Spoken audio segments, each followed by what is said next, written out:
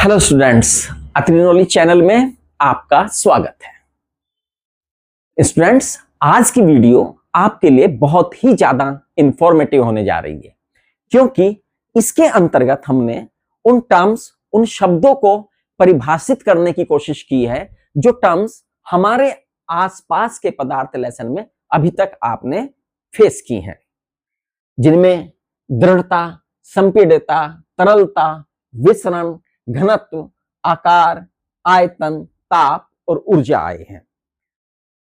इससे पहले आप जान चुके हैं कि पदार्थ क्या है, पदार्थ की अवधारणा क्या है, पदार्थ किनसे बना है और पदार्थ की कितनी भौतिक अवस्थाएं हैं। आपने जाना था कि पदार्थ की मुख्य रूप से 5 भौतिक अवस्थाएं हैं: ठोस, द्रव, गैस, प्लाज्मा और बोस-आइंस्टीन कंडेंसेंट अवस्था।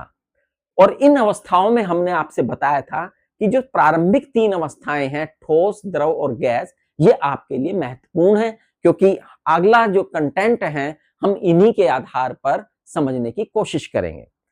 तब हमने आपको इन तीनों भौतिक अवस्थाओं के गुणों के बारे में एक तुलनात्मक अध्ययन हमने किया था कि भाई ठोस के अणु किस प्रकार से होते हैं, उनकी ऊर्जाओं के बारे में, आकार, आकृति, आयतन के बारे में, ये सब बातें हमने आपसे की हैं। तो आज हम इन टर्म्स को एक एक करके अध्ययन करेंगे, जिसमें सबसे पहले आते हैं दृढ़ता, रिजिडिटी। यदि हम रिजिडिटी की बात करें तो ये पदार्थ का वह गुण है, दृढ़ता पदार्थ का वह गुण है जो उसके आकार को बनाए रखता है। यानी बाहरी बल लगाने पर, बाह्य बल लगाने पर भी उसके आकार में अगर स्थायी परिवर्तन नहीं होता तो हम कहते हैं कि वह पदार्थ दृढ़ है। और यदि बाहरी बल लगाने पर उसके आकार में परिवर्तन हो जाता है तो हम कहते हैं पदार्थ दृढ़ नहीं है या इसकी दृढ़ता कम है। अगर हम ठोस, द्रव और गैस, इन तीनों भौतिक अवस्थाओं में दृढ़ता के गुण की तुलना करें कि भाई इनमें कौन ज्यादा दृढ़ है, कौन कम दृढ़ है, तो यानी ठोसों पर अगर हम बल लगाएं तब भी उसके आकार में कोई स्थायी परिवर्तन नहीं होता। जैसे सपोज कीजिए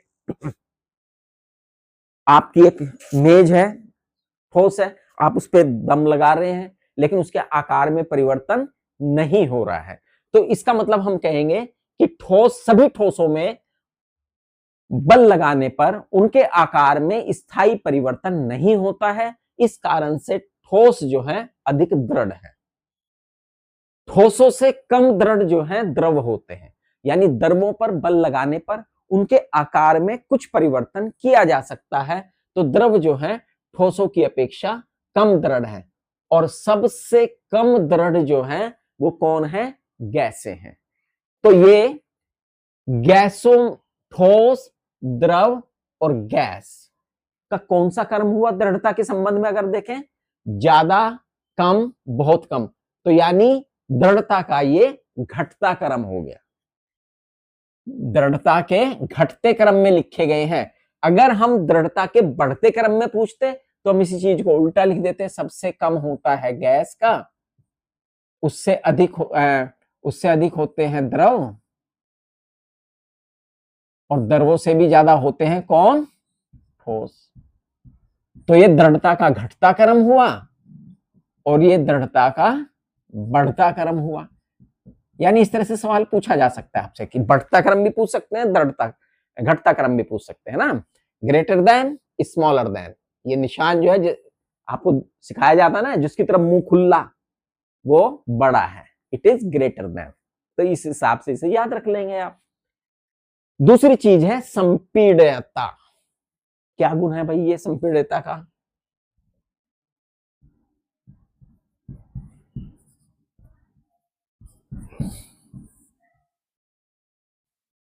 यानी किसी पदार्थ का वह गुण जिसमें बल लगाकर उसके आयतन को कम किया जा सकता है, यानी वह गुण संपीड्यता कहलाता है जब बल लगाकर उसके आयतन को क्या कर दें? हम घटा दे, कम कर दे, ये गुण कहलाता है संपीड्यता, है ना।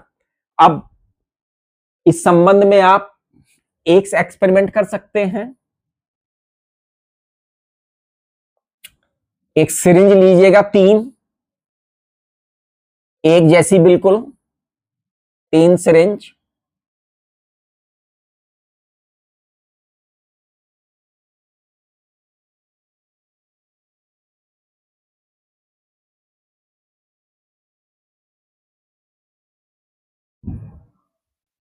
और उनके मुंह जो है आप अच्छी तरह से बंद कर दिए, ब्लॉक कर दीजिएगा किसी चीज से, कोई चीज अच्छी तरह से बंद कीजिएगा। अब एक में आप भर दीजिए कोई ठोस, जैसे कि नमक, सिरिंज मिल जाती है जो इंजेक्शन वाली सिरिंज है ये।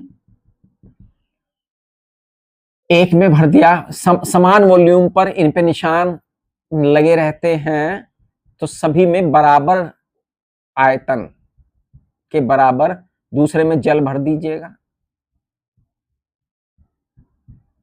और तीसरे को ऐसे ही रहने दीजिएगा बड़ा, और फिर इनके पिस्टन लगा दीजिएगा। पिस्टन लगे ही रहते हैं तो पिस्टन को लगा दीजिएगा पीछे से अच्छी तरह से। ये 3 मैंने बना दिए हैं, ए बी सी। ए में कोई ठोस है जैसे कि नमक, बी में कोई द्रव है जैसे कि जल, और सी में कोई गैस है जैसे कि वायु।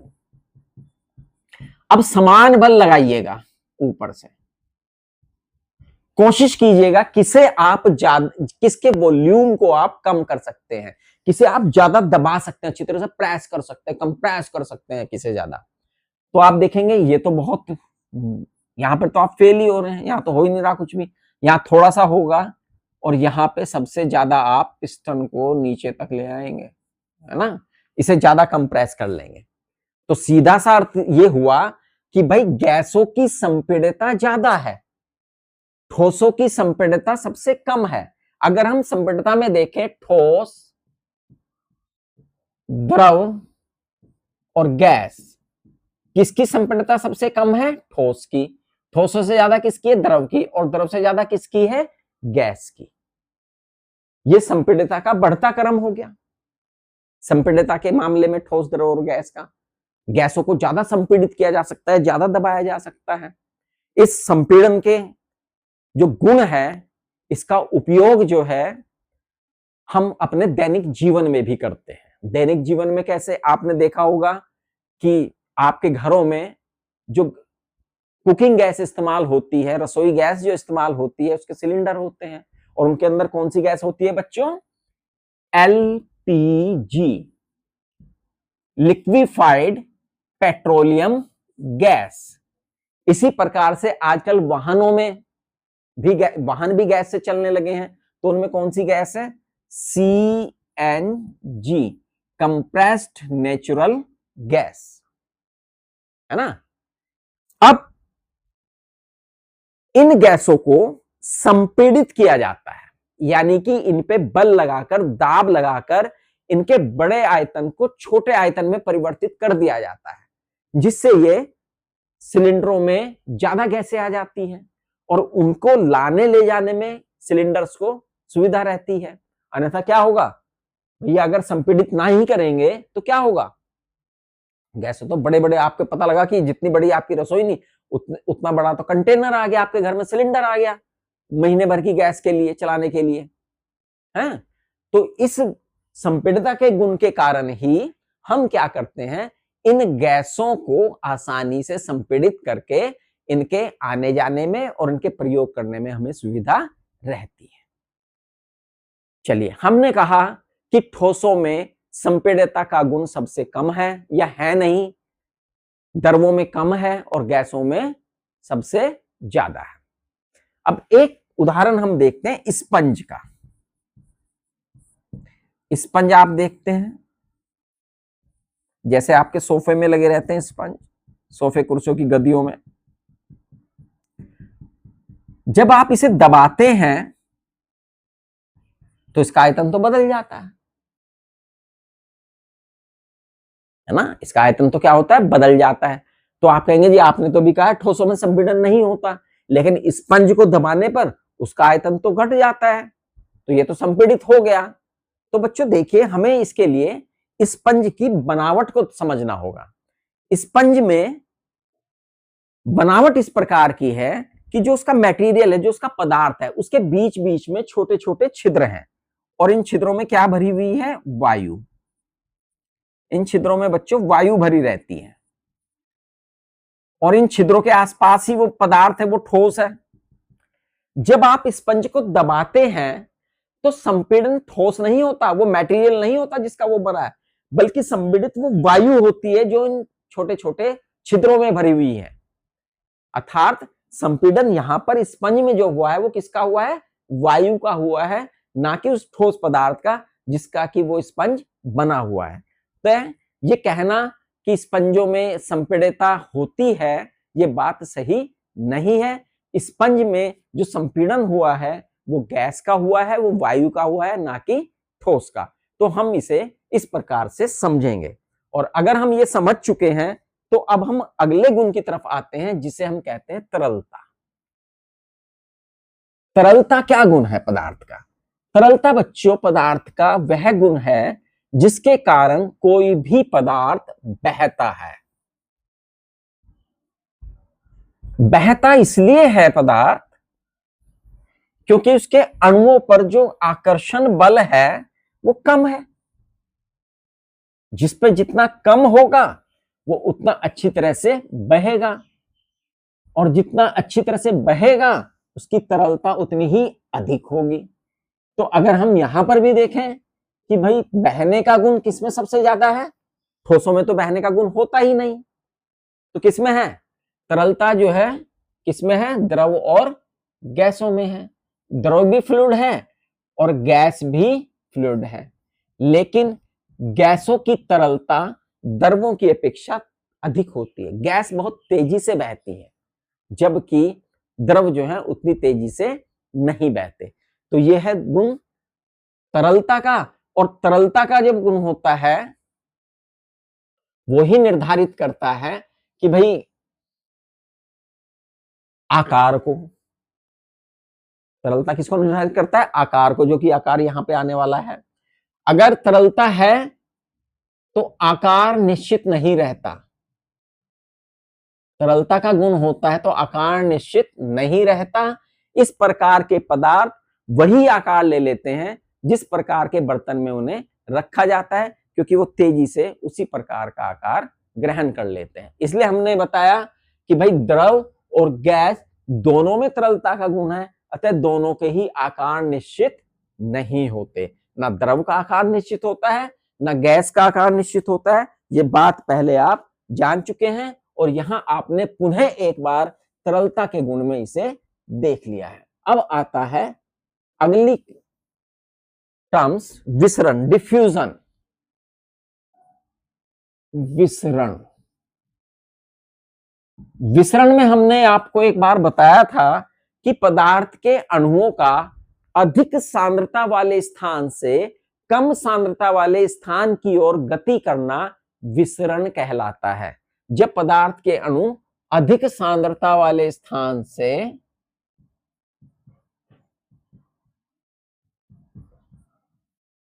कम सांद्रता वाले स्थान की ओर गति करें तो इसे हम कहते हैं विसरण। और ये विसरण, ये गति स्वतः होनी चाहिए,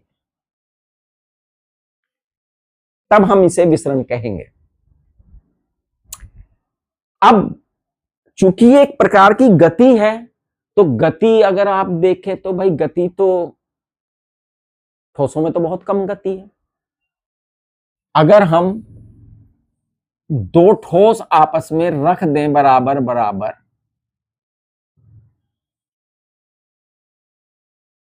ये ठोस वन, एक ठोस कोई भी है, मान लीजिए नमक है और इसके बराबर में हमने ये रख दी चीनी, ये ठोस टू है। तो ठोस से ठोस में अणुओं का विसरण नगण्य है, नहीं होता है ना। बहुत कुछ ही ठोस ऐसे हैं जिनमें ये हो सकता है, अन्यथा ठोस से ठोस में जो अणुओं का विसरण है वो प्राय नहीं होता। लेकिन ठोस से विसरण द्रव में हो जाएगा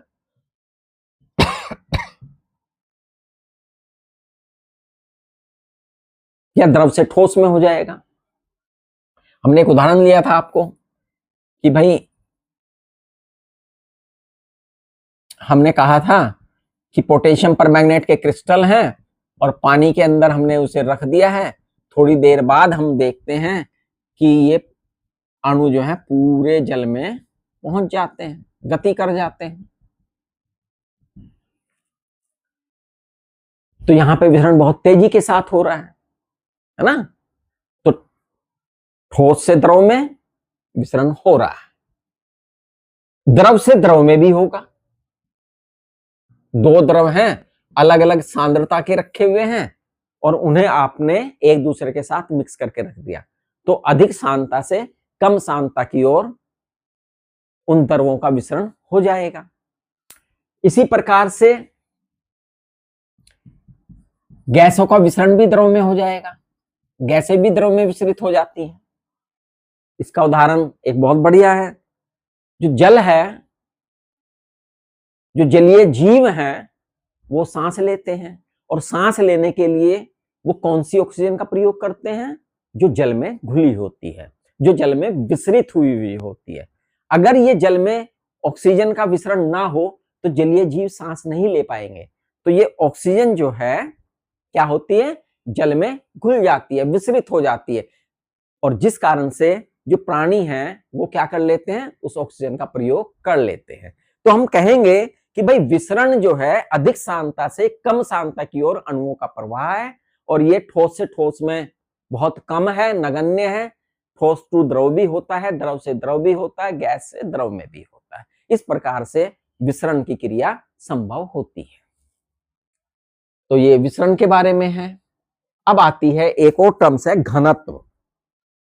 ये घनत्व पहली बार आया है हमारे पास, तो इसे जरा थोड़ा और अच्छी तरह से देख लें, हम फोकस कर लें कि घनत्व के बारे में क्या है। घनत्व, जब हम घनत्व की बात करते हैं तो घनत्व से तात्पर्य ये है कि भाई किसी भी इकाई आयतन में वस्तु का कितना द्रव्यमान है। इकाई आयतन में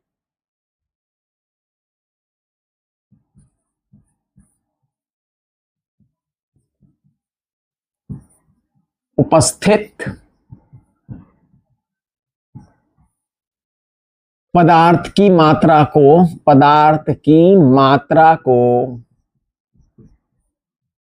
घनत्व कहते हैं। ये तो हुई परिभाषा, अब इसे समझना है।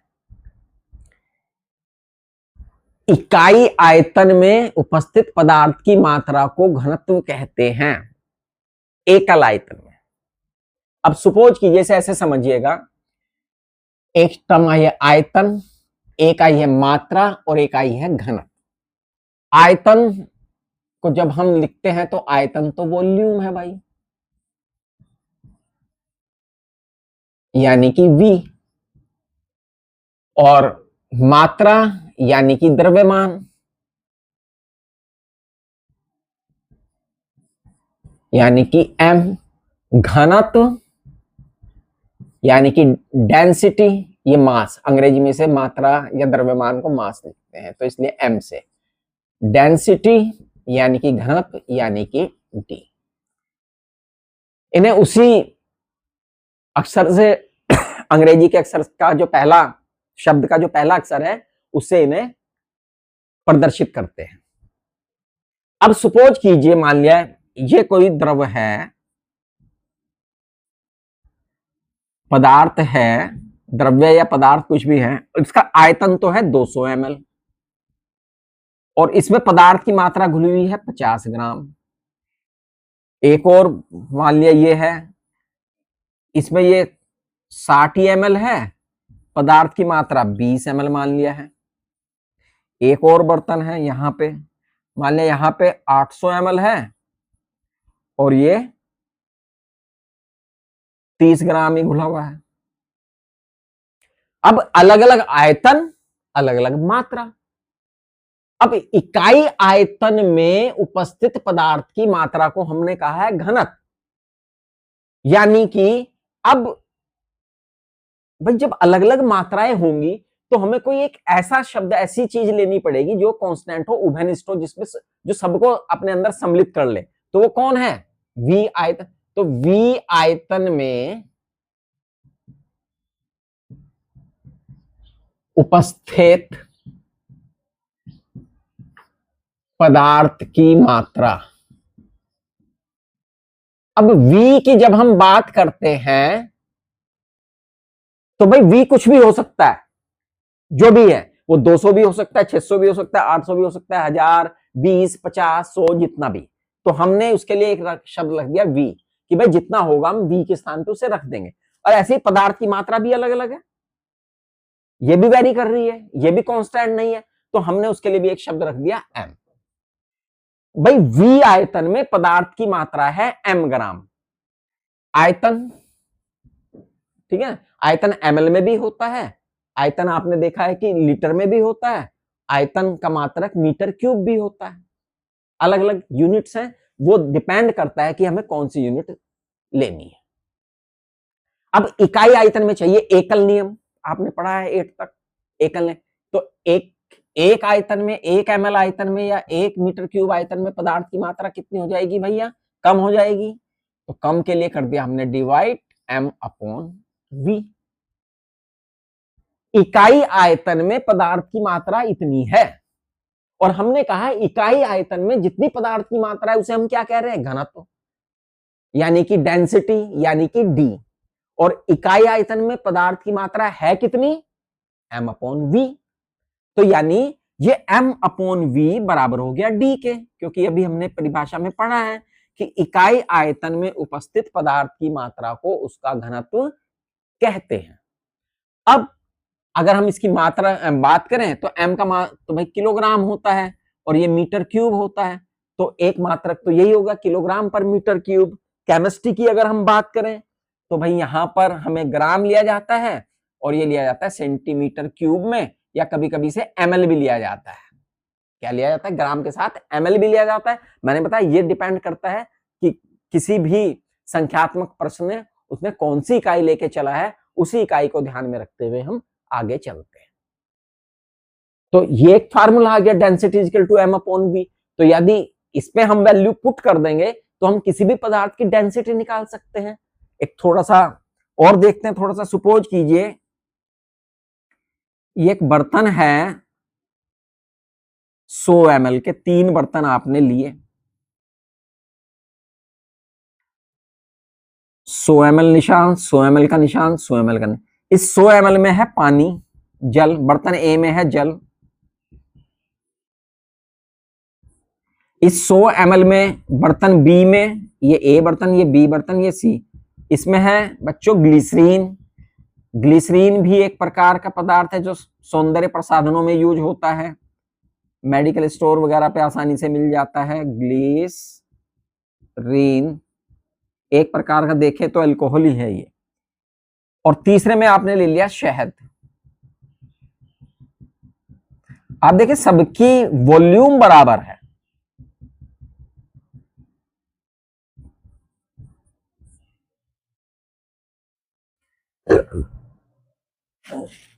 आयतन बराबर है। अगर मैं इन तीनों को तोलूं तो सबसे हल्का कौन होगा? पानी का भार होगा, उससे ज्यादा होगा ग्लिसरीन की, और उससे ज्यादा होगा शहद। और मैं पूछूं कि भाई घनत्व किसका ज्यादा है, तो आप कहेंगे भाई उतने ही आयतन में शहद की मात्रा ज्यादा है, शहद का द्रव्यमान ज्यादा है, तो शहद का घनत्व ज्यादा है। आप दिखते भी शहद कितना गाढ़ा है ना, तो इसका घनत्व सबसे ज्यादा है, इसका घनत्व उससे कम है, इसका घनत्व उससे भी कम है। तो घनत्व अलग अलग होते हैं, डिपेंड करता है उतने आयतन में पदार्थ की कितनी मात्रा है। अब एक प्रश्न आता है, बर्फ सामान्यतः जो ठोस हैं उनके घनत्व अधिक होते हैं, द्रवों के कम और गैसों के घनत्व बहुत ही कम होते हैं। और आपने पढ़ा है कि भाई तैरने के सिद्धांत में कि जो कम घनत्व वाली चीज होती है वो अधिक घनत्व वाली वस्तु के ऊपर तैरती है ना। आप टायर लेके तैरते हैं ना पानी के ऊपर, क्यों? पानी तो द्रव है, और जो टायर है उसमें भरी हुई है वायु, तो वायु का घनत्व कम है, जल का घनत्व ज्यादा है, तो कम घनत्व वाली चीज ज्यादा घनत्व वाली चीज के ऊपर तैर रही है। तो प्रश्न ये है कि बर्फ तो ठोस है, बर्फ क्या है? ठोस है, और पानी है द्रव। फिर बर्फ ठोस के ऊपर क्यों तैर रही है? इसका घनत्व तो ज्यादा होना चाहिए बर्फ का। अभी हमने बताया ठोसों का घनत्व ज्यादा होता है और जल का घनत्व कम, और जल से ही बना है बर्फ, जल का ही एक रूप है, एक अवस्था है। तो ऐसा क्या है कि बर्फ जो है जल के ऊपर तैरता है? इस बात का जवाब आप कमेंट्स करके देंगे तो ज्यादा अच्छा लगेगा। और अब हम बढ़ते हैं अगले अपनी टर्म्स के ऊपर। आकार की बात हो चुकी है, आयतन के ऊपर। आयतन के बारे में हमने जाना था। आयतन क्या है भाई? जो वस्तु जितना स्थान घेरती है वह उसका आयतन कहलाता है। जो वस्तु जितना स्थान घेरती है वह उसका आयतन है। अब जब हम आयतन की बात कर रहे हैं तो हमने बात की स्थान घेरने की। आपकी मान लिया कोई बुक है, आपकी साइंस की ही बुक मान लीजिए है, ये रही आपकी साइंस की बुक, है ना।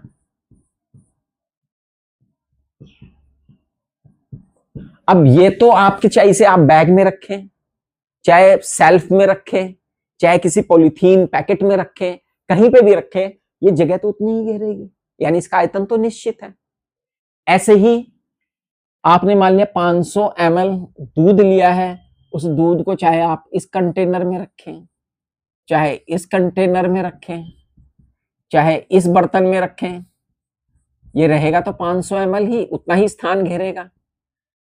तो यानी आयतन की बात करें तो आयतन ठोसों में और द्रवों में तो निश्चित हो गया, लेकिन गैसों में ऐसा नहीं है। गैसें क्या होता है?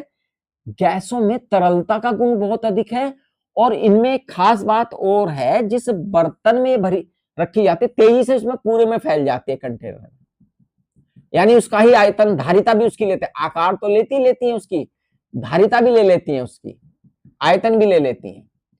इसलिए गैसों का न तो आकार निश्चित है और न ही आयतन निश्चित है। अलग अलग आयतन में गैसें मिलेंगी, उतनी ही गैस अलग आयतन में आ जाएगी, है ना। ये मान लिया गैस है, इस गैस को हम इतने से कंटेनर में रख सकते हैं, क्योंकि इनमें संपीड़ितता का गुण है। बल लगाकर इसके दम को घटा देंगे, आयतन ही तो घटाया हमने, मास तो जू का तू रहा, द्रव्यमान तो जू का तू रहा। तो भाई आपने देखा होगा आपके यहां जो गैस आती है वो आयतन से नहीं आती, किससे आती है? वेट से आती है, क्योंकि अगर वो आयतन से आती तो आप तो ठगे जाते। बर्तन तो चाहे जितना भी बड़ा ले लो, और हो भी जाता है कभी कभी, आपने देखा है ना। आप क्या करते हैं जब सिलेंडर वाला आता है, जो बहुत चौकस कस्टमर होते हैं, वो कहते हैं भाई तोलिए इसे।